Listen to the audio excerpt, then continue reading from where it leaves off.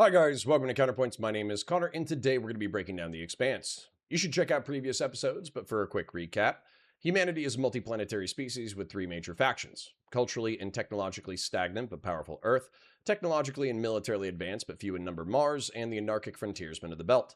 These factions are currently fighting over an alien bioweapon, the protomolecule. This conflict has escalated into outright war between Earth and Mars, with cabals on both sides pushing escalation so that they can profit politically, financially, and ideologically.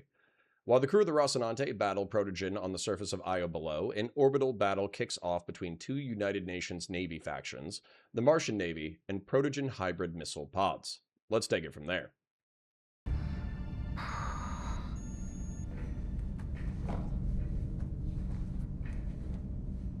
Fuck. Make this thing show me what's happening in orbit, please?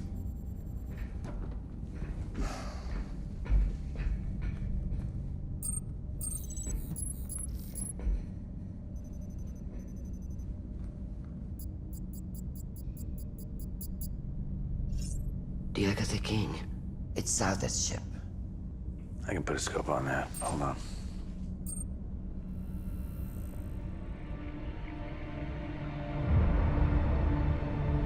What?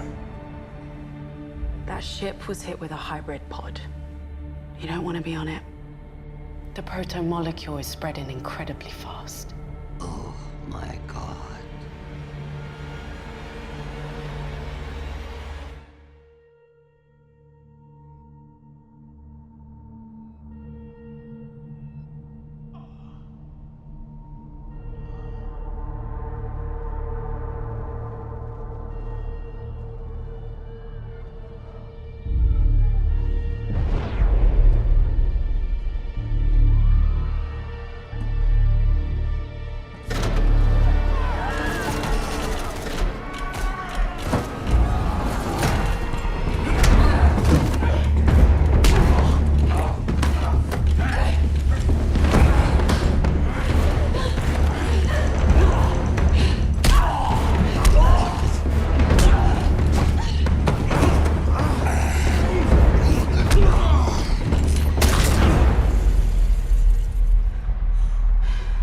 Jesus, what the fuck? He was crazy. You saw that. He was trying to kill me. Hey, calm down, okay?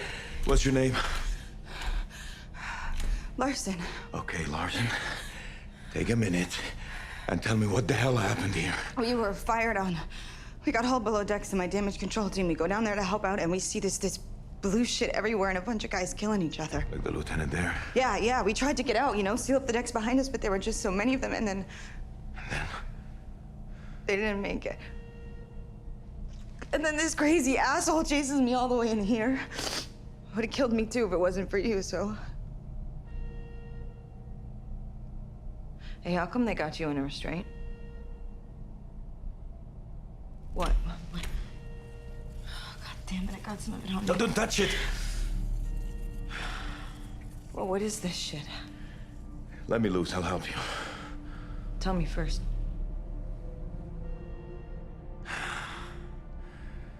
It's called protomolecule. It's bad. Just tell me. Remember, Eros? This is that shit. It kills everything it touches, and it cannot be stopped. So I'm... Yeah.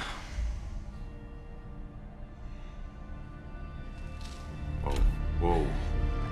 Wait.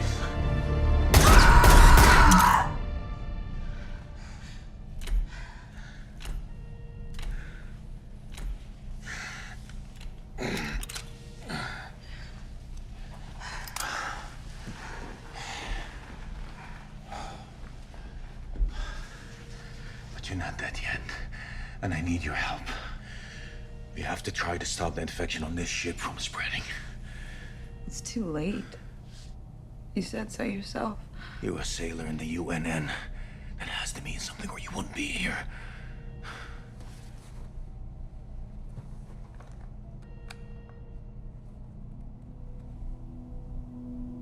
I don't even know what we're fighting for.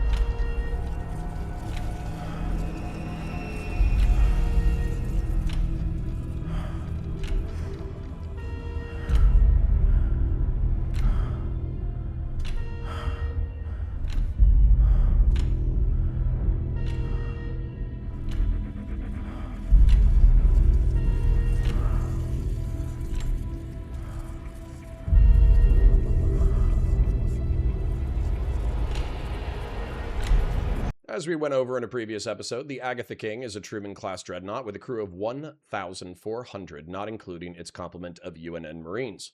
It is a behemoth of a ship, and it is Earth's outdated equivalent to the MCRN Doniger.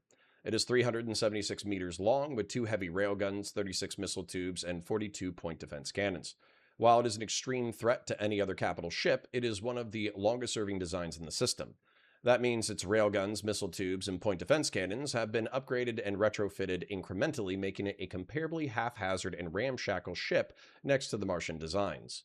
Truman-class dreadnoughts are designated battleship-class capital ships and often serve as the flagships of their respective fleets. The Agatha King was struck with a hybrid pod, and the monster started ripping through and infecting the crew. The Truman-class dreadnought has 6 Epstein fusion drives, providing an incredible amount of mass and radiation for the protomolecule to feed on. Qachar Ghazi was former United Nations military intelligence and served alongside Deputy Undersecretary Christian Avasarala's son, Charanpal. During an operation, Charanpal was killed while carrying out Ghazi's orders, something that Qachar has always carried guilt for. Deputy Undersecretary Christian Avasarala approached Qachar Ghazi to be her head of security and fixer, willing to do the dirty work necessary in her adventurous brand of politics. He is loyal to Earth and loyal to the Avasarala family. He was wounded on the Guanxayin and thrown adrift on a lifeboat when it was destroyed.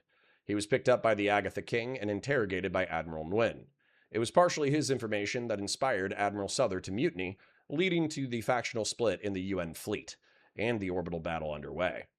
He flew up into the ceiling of the medbay and was knocked unconscious. When he comes to, he is waking up to a nightmare. Specialist Larson storms into the medbay, being pursued by a puker. Humans infected with protomolecule virus will chase and infect other humans through bodily fluid, primarily saliva and vomit. This one appears to be all out of vomit, but that doesn't stop him from beating Larson and ultimately infecting her. Ghazi helps restrain the monster, giving Larson the time to execute the beast. Specialist Larson was a part of a damage control team dispatched to breaches in the lower decks, but by the time that she got there, it was already too late. Pukers were already infecting and killing other crew, and protomolecule was already feeding on the reactors and the hull. Qachar reluctantly informs Larson that she's already dead, but recruits her into helping him scuttle the ship. The dead litter the hallway, unknown if they were killed by pukers and about to become revenant dead themselves, or if they were killed in the battle due to the sudden power loss. Most of them are mag-locked to the hull, but some of them float in eerie snapshots of their deaths. While Qachar goes for the reactor, Alex and Naomi can't stand by and wait for salvation. What are you doing? Bringing the Razor back down from orbit. Why? Because I'm gonna fly it up to the Agatha King. I'm gonna find a way to stop those pods. You can't do it alone. Keep an eye on our people. I will.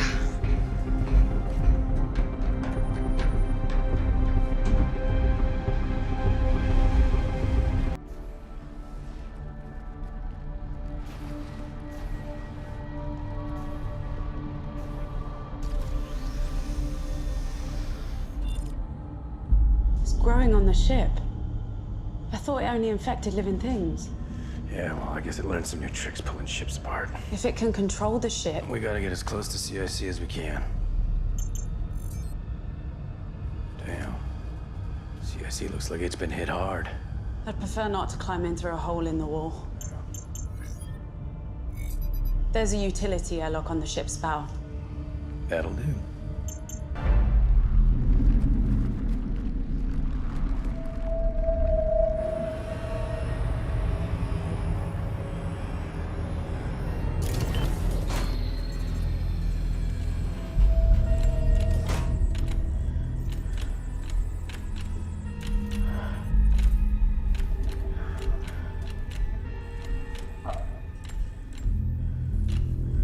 Jesus.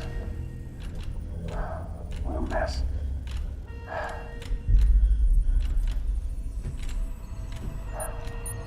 All right, you're gonna want to find the weapon station. It's gonna be labeled fire control. Hey, look out!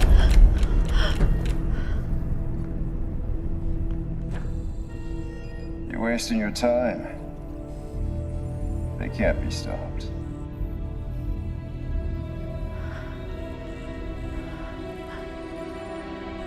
Even if we can't abort, maybe we can change their course. Doesn't matter how sophisticated the pods are. Orbital mechanics don't change. Right. Martians. You don't even know what you are. Well, they train you not to know. Little Martian children all lining up to be the best little cogs in the machine. You stopped being human the day you claimed that miserable red planet. You insects. Prideful insects, the whole life of you. Scrambling to make their colony bigger. Whatever it costs. Whoever it costs.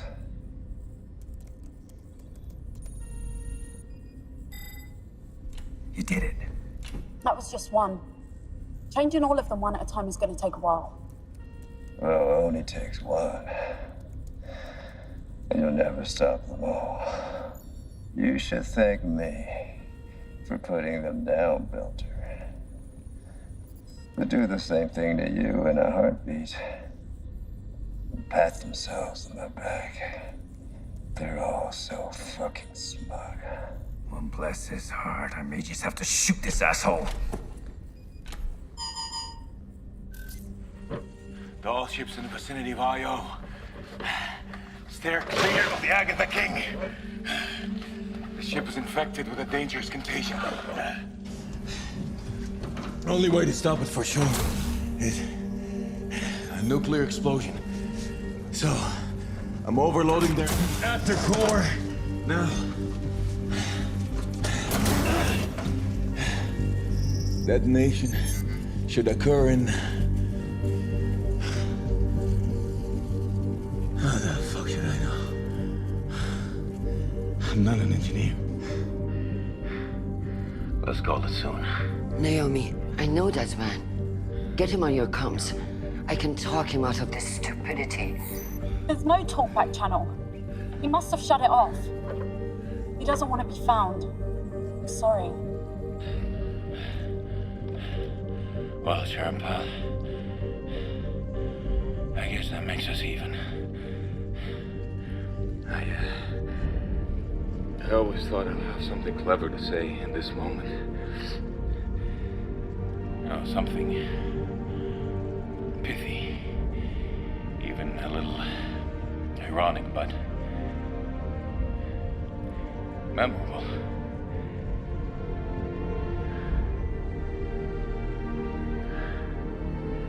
I can't think of a fucking thing. Oh well.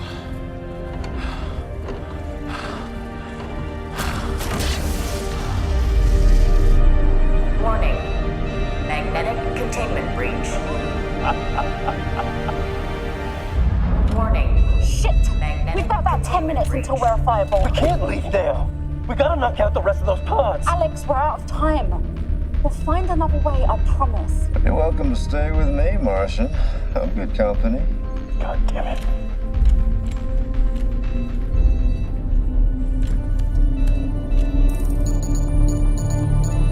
I should have let him shoot you. Warning. Reactor failure imminent. Reactor failure imminent.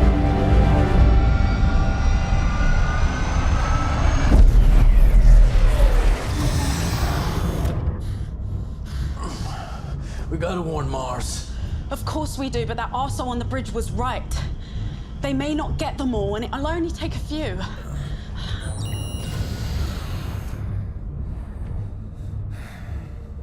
I think I have a better idea. Alex is in a panic that the hybrid pods are going to make it to Mars, penetrate the defenses, and annihilate the population. Even one pod could unleash a hybrid that could kill thousands before being brought down, and there's no way of telling if the infected pukers could in turn wipe out the entire planet.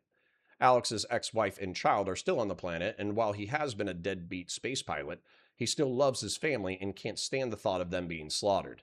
Alex calls down Julie Mao's old racing pinnace, the Razorback, in order to head up to the Agatha King.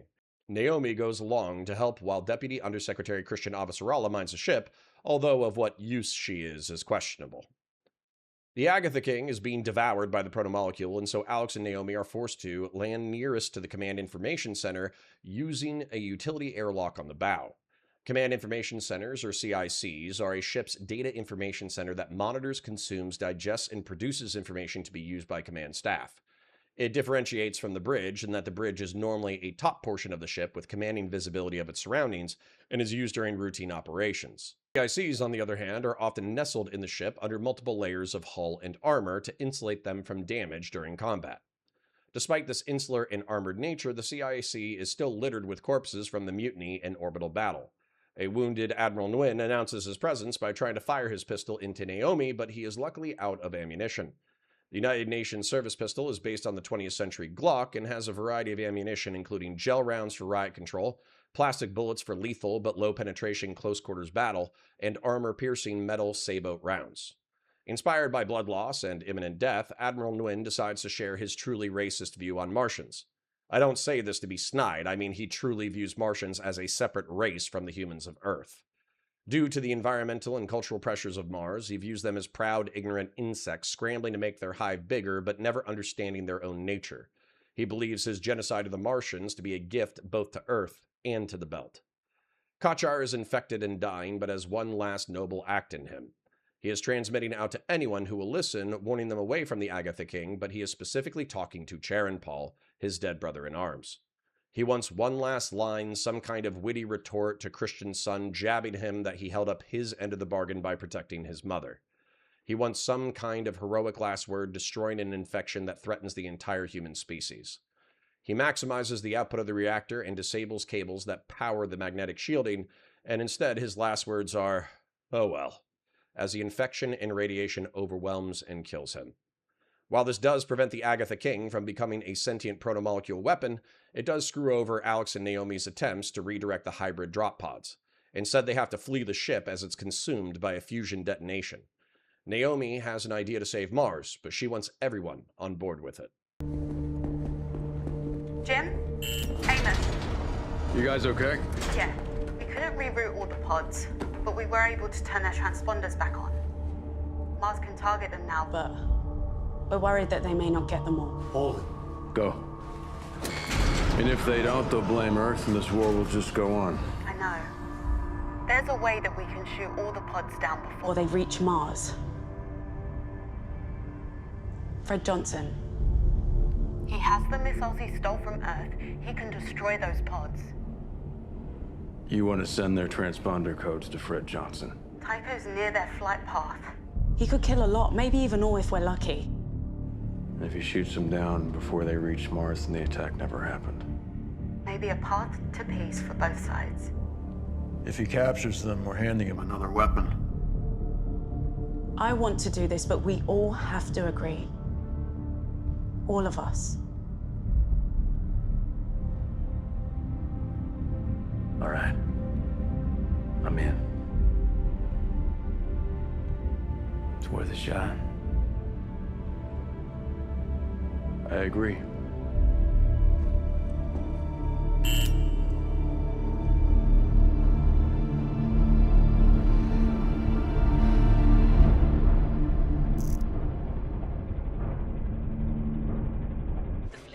Jupiter are sustaining heavy losses on both sides. Reports of a mutiny somewhere early in the battle have not been confirmed. Meanwhile, MCR... Fred, I think I might have a way for the Belt to strengthen its position as an equal player in the system and also do some good.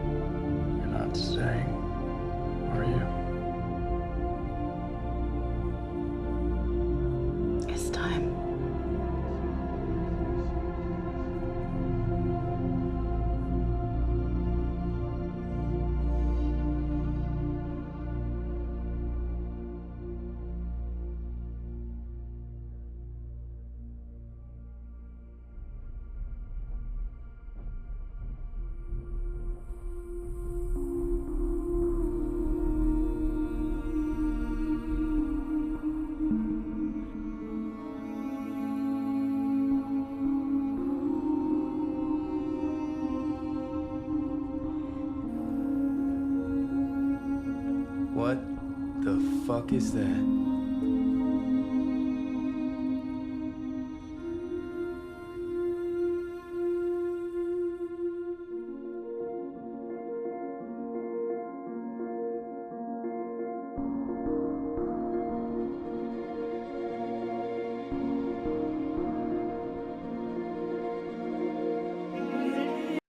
Transponders are radio systems that allow objects to be identified and readily located. They are used in ships, airplanes, cargo, and animals, and can be incredibly simple or incredibly complex.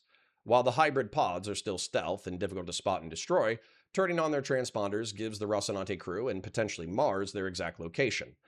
With said information, planetary defenses could calculate trajectory and location and intercept the pods with missile, railgun, or cannon fire, but any mistaken calculation risks a pod getting through.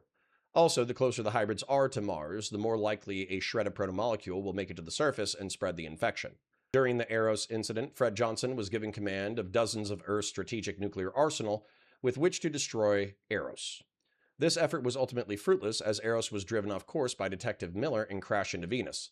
Since Fred Johnson had command of these weapons anyway, he secured them for the Belt as strategic leverage, vying to make the Belt an independent political player.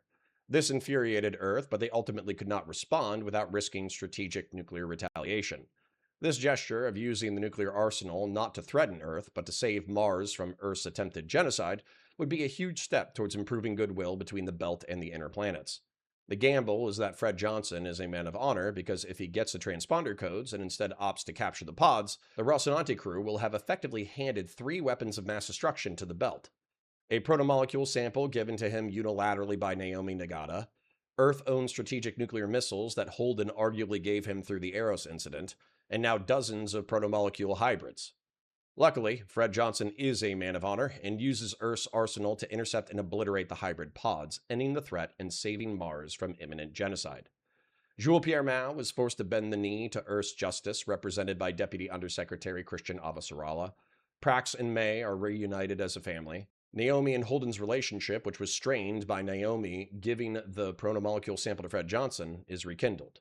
The work, an alien superstructure, ascends out of Venus and drifts for what purpose is unknown. Ultimately, Undersecretary Ehrenreich is exposed for his complicity in the Earth Cabal and the attempted genocide of Mars. He is unrepentant, telling Sorrento Gillis that he is a spineless worm who only ever fought to save his own political career. Ehrenreich, in his own estimation, was fighting to save the Earth from Mars' inevitable domination. Sorrento Gillis proves Ehrenreich correct as he's being led away, admitting that he is relieved he can blame everything on Ehrenreich and save his own reputation. While the work remains an unquantified threat to the solar system, Protogen is defeated and the Rocinante crew is victorious. If you want to support the channel, please remember to like the video, share it with your friends, ring the bell for new videos, and comment for the comment gods. Your viewership helps me in the algorithm and is appreciated. Also, be sure to check out Counterpoints 40K and Star Wars, linked in the description and the homepage. If you want to take your support a bit further, please become a YouTube member or join us at patreon.com/counterpoints. Check out the other videos on the channel, support our sponsors, and I'll catch you in the next one.